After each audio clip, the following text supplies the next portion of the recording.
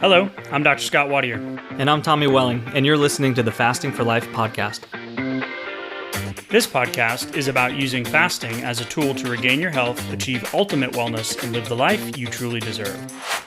Each episode is a short conversation on a single topic with immediate actionable steps. We cover everything from fat loss and health and wellness to the science of lifestyle design. We started Fasting for Life because of how fasting has transformed our lives, and we hope to share the tools that we have learned along the way.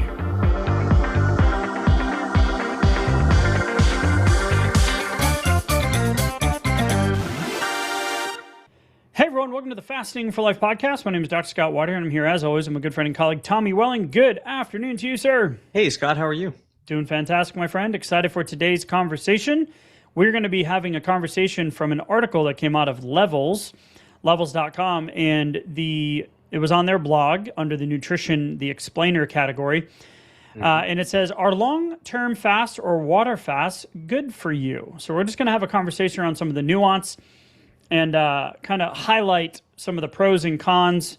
And then we are true believers, if you've been listening to us for a while, that fasting is an absolute game changer and simplifier for ultimate long-term weight loss, ultimate health outcomes, and truly getting a handle and getting you off of that diet roller coaster, that weight regain train once and for all. So it's going to be a fun conversation today. If you are new to the podcast, thanks for giving us a shot. Thanks for listening in. If you want to know more about Tommy or myself and our stories of how fasting transformed our lives, head back to episode 0, episode 1, give it a listen. And in about 45 minutes, you'll know truly why we believe fasting is so powerful, especially in this obesogenic food noise-filled environment that we live in. Hoping you'll glean some action out of today's episode as well. We want to give you some action steps that you can put into your day-to-day fasting lifestyle today, starting now as you're listening to this episode. If you're a long-term listener, thank you again for being with us. We are so grateful for the likes, shares, rates, reviews, downloads, etc., and happy to be on this fasting lifestyle journey with you as well. So, Tommy, let's get into the conversation and the framework of this. Are long-term fasts or water fasts good for you, right? So, when we talk about fasting, let's just talk about the basics. Water fast versus, dry fast. Can you have sparkling water? Can you put lemon in your water? And we see this in our Fasting for Life community in the Facebook group where people pose a question like that and somebody comes in and goes, no, you can't do lemon in your water. It makes me more hungry and it could trigger an insulin spike. And we did the math on lemon water once back in the day, and it was such a small amount of actual caloric intake that I would, if I had a lot of money to bet, I would put it on the fact that, I think you're okay putting some lemon in your water if you're fasting. So we don't want to talk about all those little kind of decision trees and are we dogmatic on certain things, but we want to talk big picture about ultimately why most people come to fasting. It's to lose weight, feel better, get healthy, prevent the need for medications, reverse disease processes, metabolic syndrome, diabetes, cardiovascular risk, etc. But most importantly, it's you want to lose weight. So we like to talk about this in terms of a long-term forever number. So what is your big, hairy, audacious goal of weight loss? And then what does it look like when you get there? Because if you used a diet strategy to get you to the goal, and the statistics are pretty clear that 95% of people give all of the weight that they lost back between 2 and 3 years, and that 75% of the population is overweight and obese, which leads to chronic lifestyle, all-cause mortality conditions like diabetes and cardiovascular disease, etc. We know that at the root cause of that is insulin and blood sugar management and metabolic function. The stats don't lie. That if it was simply getting the weight off that got the result, then we wouldn't have the staggering statistics of the State of the Union of how unhealthy we are, especially here in the States. But we have all of these tools and resources and technology and the medical system that isn't ultimately getting us our results. So we can lose the weight, but we can't keep it off. So fasting to us is the solution for so many because it stacks the deck in your favor. So when we're talking about fasting, we're not talking about long, extended, multi-day fasts. Typically anywhere from 16 to 18 hours, all the way up to 1 to 2 times a week if you've got substantial fat to lose. Because again, if we're looking at the end goal, you've lost 30 pounds, 50 pounds. and now you're this new person sitting at your goal, you can't continue to, air quotes, diet your way through maintenance. You can't continue to do consistent stacking of fast or fast cycling or adapting a fasting lifestyle to maintain the changes. You have to have this adaptation of like, okay, what does my fasting lifestyle now look like once I reach my goal? And so many of us get lost in the process. And one of these things that we're going to highlight today is this concern over muscle loss, right? But before we get into that, water-only fasts and common types of longer fasts. So we're talking about, if you want a clear indication and a visual of what this looks like, grab the Blueprint to Fasting for Fat Loss. It's in the show notes. It's a free 20-page PDF. It'll give you some visuals of some intermittent fasting schedules that we use consistently to help people get results. And then for us, transition into that maintenance mindset of how we're going to keep the weight off for good. Yeah, we want to be starting with the end in mind. We want to be reverse engineering this for long-term sustainability, which is absolutely the reason why we look at it differently from how I always looked at my diet when I was on the diet roller coaster, which was I'm dieting to get the fat off. And once I do that, I'm not going to be dieting anymore. And so that was literally the kind of like simple underlying thought that I had for my diet and weight loss or fat loss situation. However, what we know about becoming one of the 5% that actually keep the weight off long term, the weight loss managers, they call them in the research, is that we have to be looking at it like, what is my lifestyle? I'm building a lifestyle that I want to stick to, that I want to use for long-term health maintenance, weight maintenance, longevity, metabolic optimization, all of these things, keeping my blood work in line, just maintaining good high energy levels and just overall functional health. And the way that I do that is by knowing that the tools that I use to get me there, to get the weight off and balance out my blood work and all of these kind of things and lower my risk of cardiometabolic diseases or whatever your family history is, they're the same tools. You're going to be using them, but in a different way. You're going to be adapting them differently for maintenance, but not to think about it like I'm doing this now and I won't be doing this once I reach my goal. So I think that fundamental kind of first step and differing that sets you up for a much better, higher likelihood of long-term success right there. And one of the things there's a lot of myths out there, there's a lot of fear out there, but regardless if you're using a caloric restriction method, eat less, move more, calorie in, calorie out method, or you're adapting a more fasting lifestyle, the leaner you get and the more body fat, the lower your body fat percentage drops, the chance of muscle loss goes up because you don't have as much fat stores. And this is why we say, get the weight off. Let's get it off. Let's use fasting. Let's use 24 to 36 hour fast to stimulate that fat loss and keep you motivated and keep you excited. And as you get closer to that maintenance goal, then yes, we absolutely need to taper back the extended fast. Yes. And you need to start opening up your nutrition window, because you can't use this. You can use the same fasting tools, but not in a different application. Just like the diet analogy earlier, when you get to maintenance, you're not going to, still be in that same level of caloric restriction that helped you get to your long-term goal. So you have to reintroduce food and back off your fasting windows and all different types of things. But if we look at the calorie in, calorie out model, you can expect to lose anywhere from 20 to 25% of your weight loss. So if you lose 10 pounds, about 2 to 2.5 pounds of that can or may be lean muscle tissue. Mm-hmm. Now, it can, extreme caloric deficit, low protein intake, no exercise component to your ultimate sustainable weight loss goal, can increase that up to 35% in certain populations. So 3 to 3.5 pounds of all of that weight you lost could eventually be lean muscle tissue, the leaner you get. So one of the things in this Levels article that prompted us to have this conversation was around this idea that Dr. Peter Attia has changed his tune on fasting, right? And what he says is fasting should be done strategically, and here's the catch, particularly in lean people. Mm-hmm. Well, duh. Sure, yeah.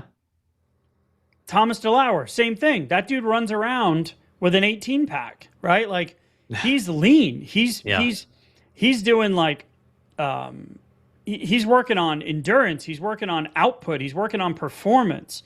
So you're running around at 6-8% body fat. Yeah, why would you be doing extended fast? We're going to talk about this 75% of the population that has 20, 30, 50, 80, 100 pounds to lose. Yeah, most mere mortals.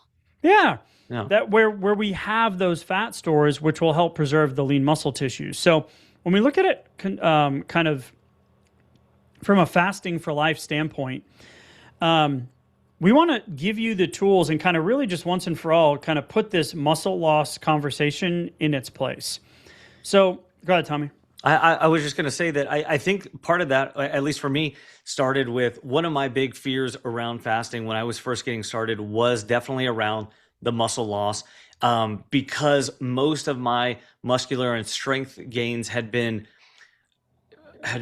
gained in the gym since teenage years, but also with a focus on fat loss. So I really wanted to ramp up my output in the gym so that I could accelerate the fat loss process at least as much as I wanted the strength and muscular gains. I wanted both, but that's how my priorities looked. So the idea that I would start fasting and that I might be erasing a lot of these long-term strength gains and decreasing my muscle mass, I knew that metabolically speaking, that's a bad idea. The more muscle you have on your body, the more efficient of a calorie burner you are, the better overall state of health you're going to be in at a relative same weight. If you add muscle to that and basically exchange it for fat, you're going to be better off metabolically and long-term health-wise speaking.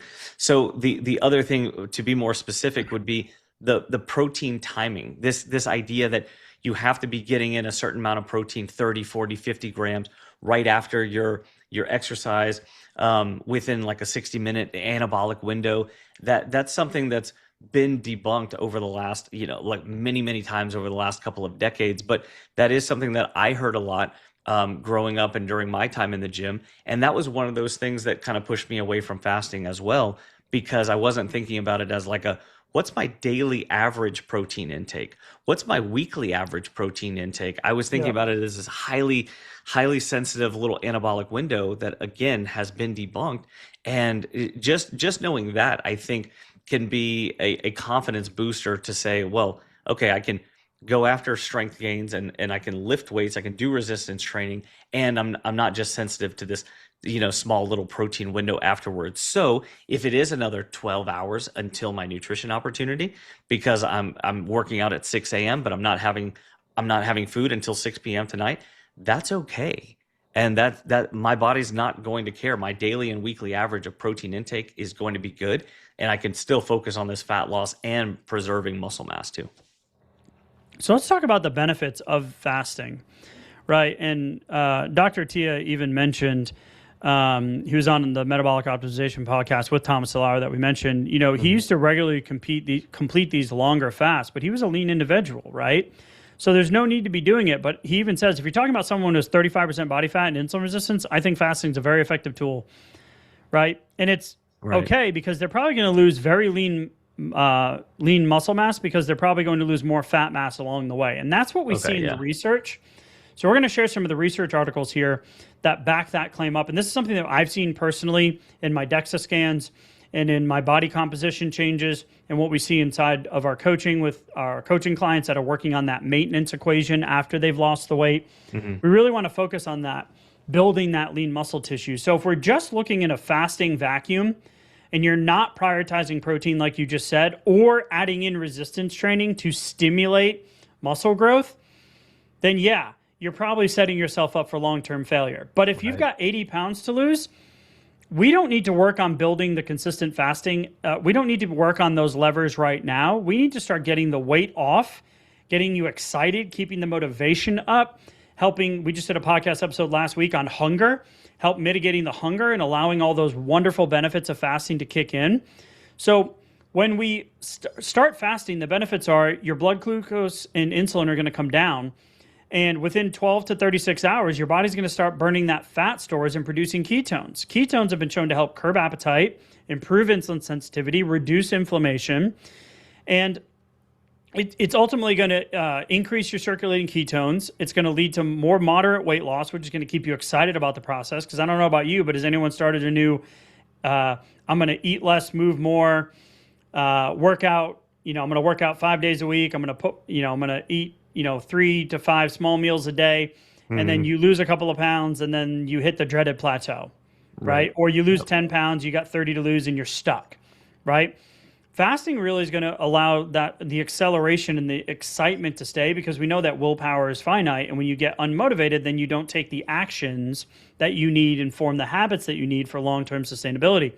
So you're going to see things like decreased lower blood pressure, fatty acids, markers in your liver are going to balance out. You're going to see improved markers of glycemic control, glucose, insulin resistance, A1C. We've done countless episodes on all the metabolic benefits of fasting, but specifically around this muscle preservation conversation, we need to understand that we do need to stimulate muscle growth.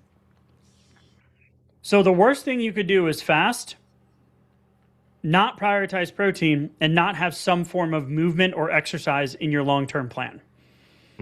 So what happens when you fast, just within 24 hours, you're going to see growth hormone go up. This is your body's muscle guardian. It can even go higher during more extended fasts. This isn't accidental. It's your body's primary mechanism for preserving lean tissue during periods of food scarcity. So let's give the body a little bit of credit here, because the fear of muscle loss during fast is largely unfounded when you understand the sophisticated metabolic adaptations that your body's doing. The body's way smarter than us. Thank the good Lord above, I don't have to tell my heart to beat, because I would forget. All right. Right? Your body is intuitively smart. So when growth hormone is suppressed during fasting, and there's an article from the Diabetes Journal here, when growth hormone is suppressed during a fasting period, muscle protein breakdown increases by 50%.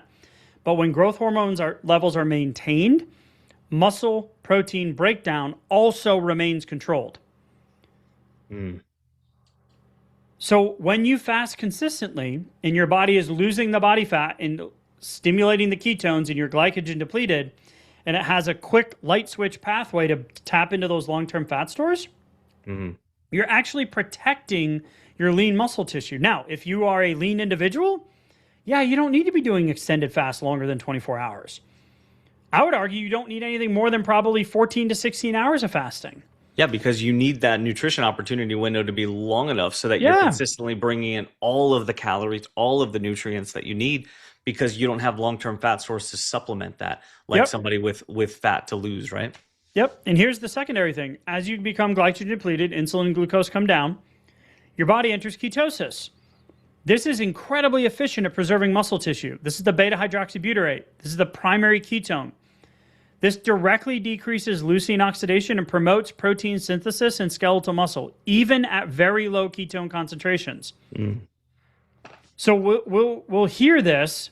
My ketone levels, man, I can't get anything over like a 0.7 or a 1.2 if you're tracking ketones with the Keto Mojo. That's actually an ideal window for weight loss and muscle preservation.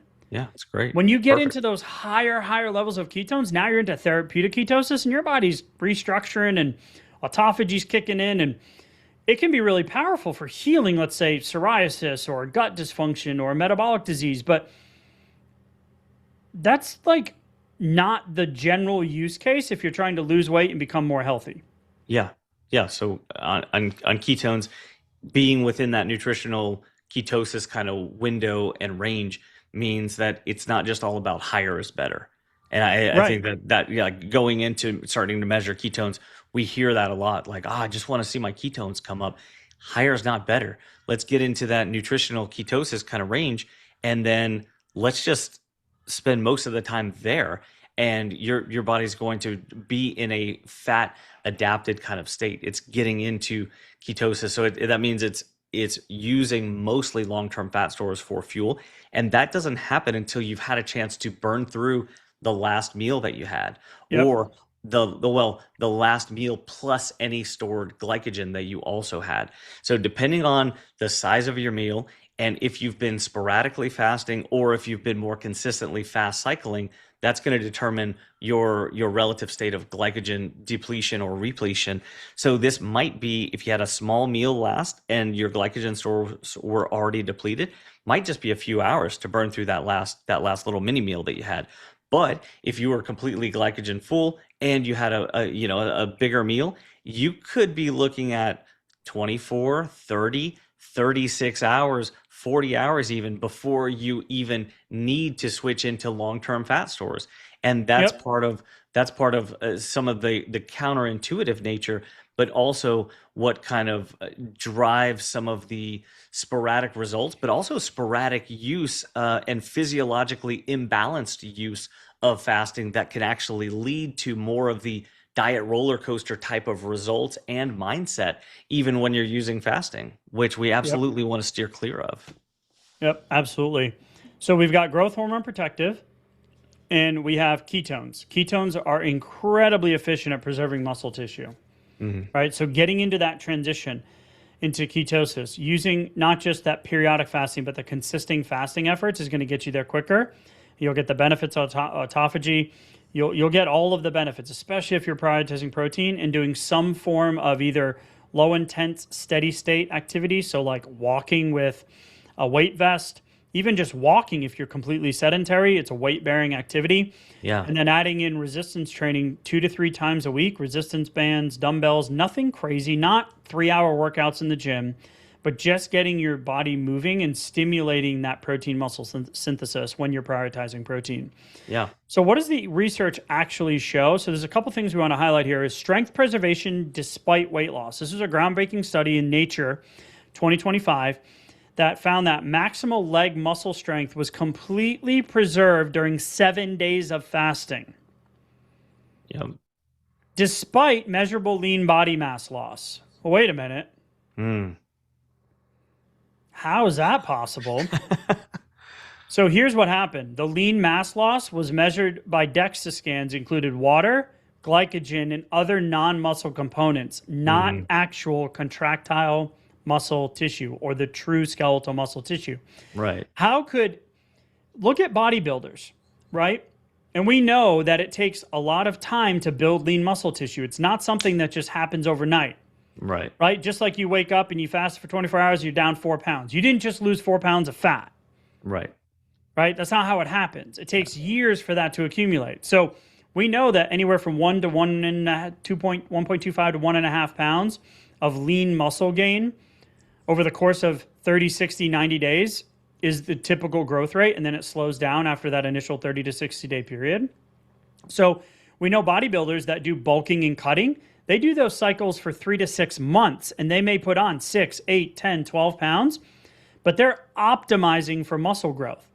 Yeah, and using hormones that actually speed up the process. Yeah, and supplements, all the stuff. So are we saying that you can maintain the strength, but you've lost muscle mass in a 7-day fast? That's not physiologically possible.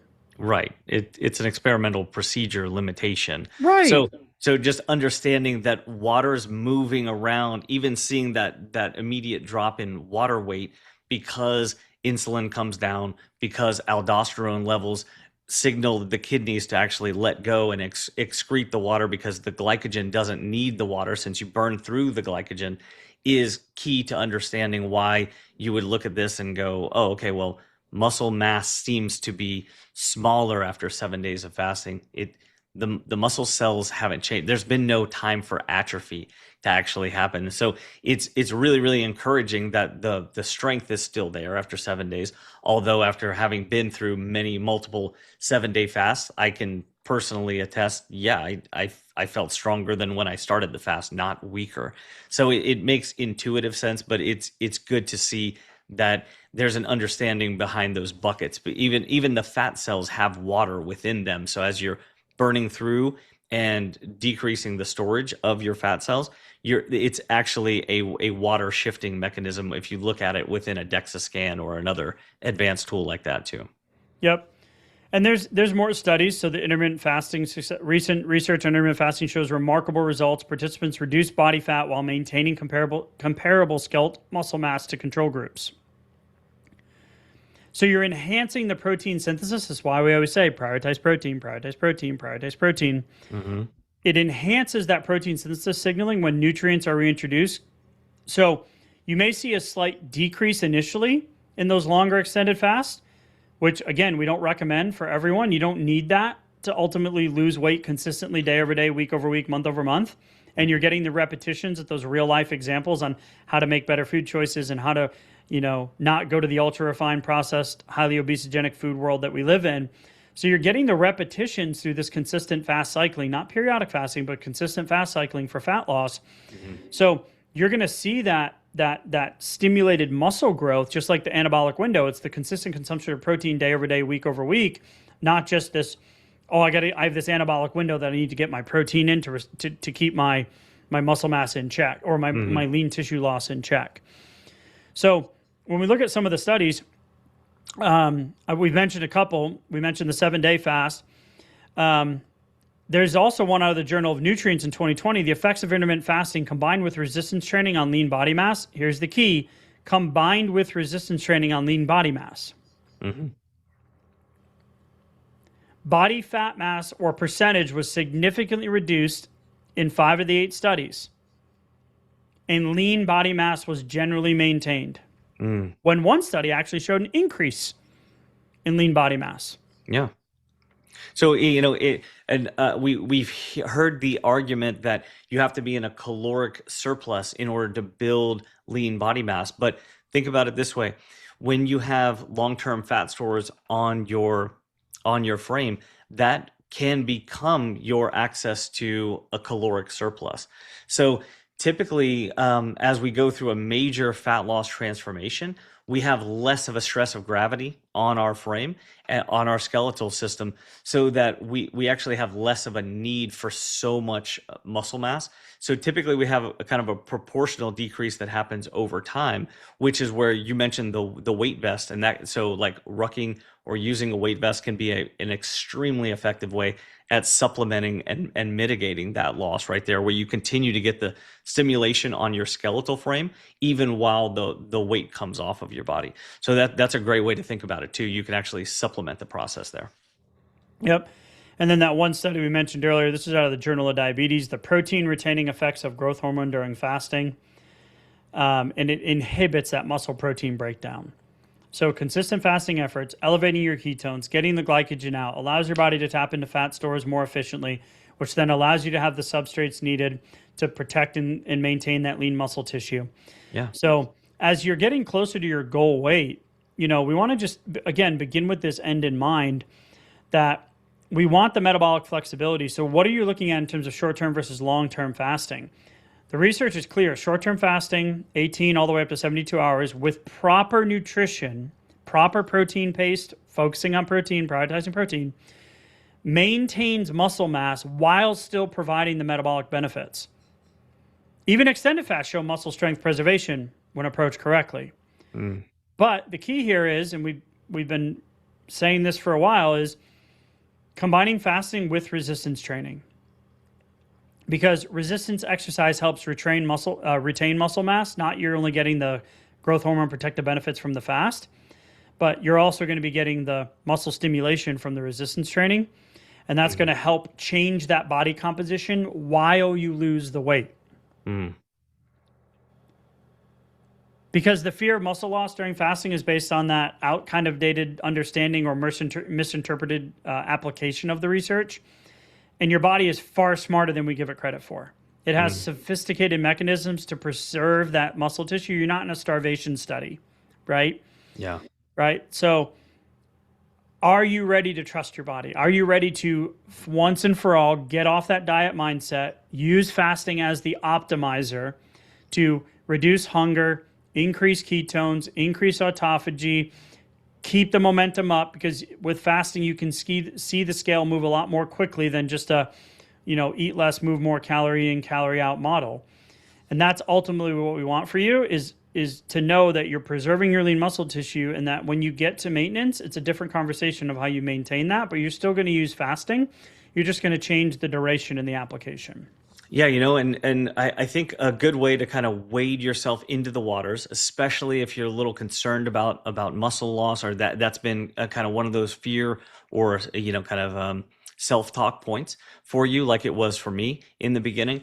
Um, Give yourself a couple of movements that you can do as kind of a litmus test for how you're feeling strength-wise, and you can do that. And as you get into your next fast, you can continue to do it and put a test, for yourself and see how you're feeling. Because seeing that, especially if you're using like an at-home bioimpedance scale and you see some of those shifts in the BMI, in the body fat percentage, those short-term wise, especially if you're just getting started with fast cycling and you see some good drops in the scale, some good drops in weight, it could also show lower muscle percentage, lower skeletal muscle. So remember that those are from shifts in water, shifts in hydration make those numbers change. So give yourself a little bit of a litmus test where you go, yeah, you know what?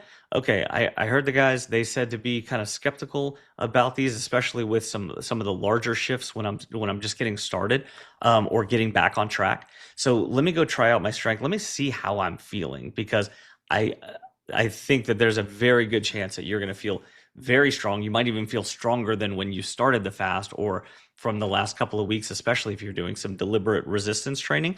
And that could be just the confidence booster that you need to keep going and keep burning through some of the fat and not get a little, one of those seeds of doubt that then could kind of hit your confidence and make, give you a little pause on your next fast. So we want you to have the mental fortitude and the mindset to be able to keep doing what's working when it's working, so you can absolutely crush your long-term goals.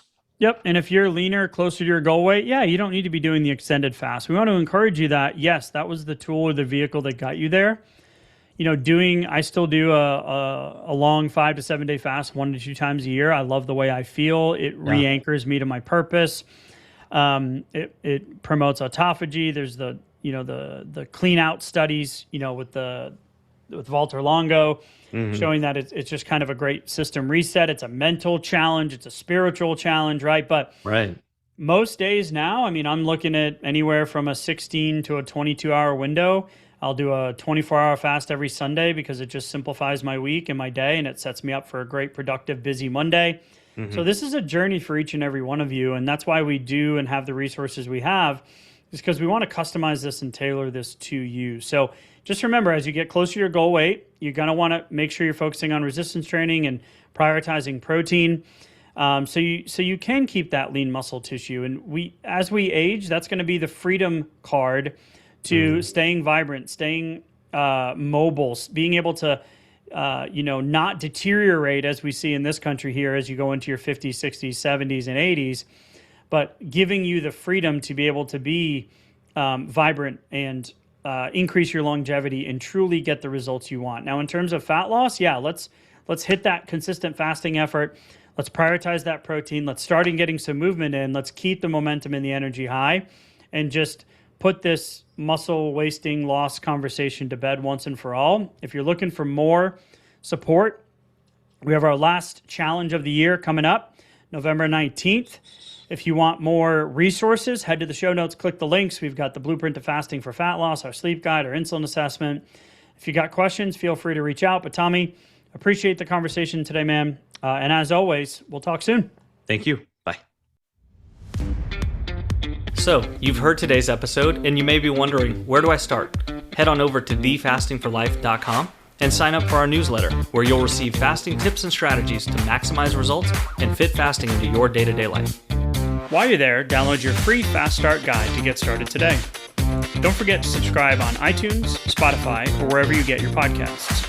Make sure to leave us a 5-star review, and we'll be back next week with another episode of Fasting for Life.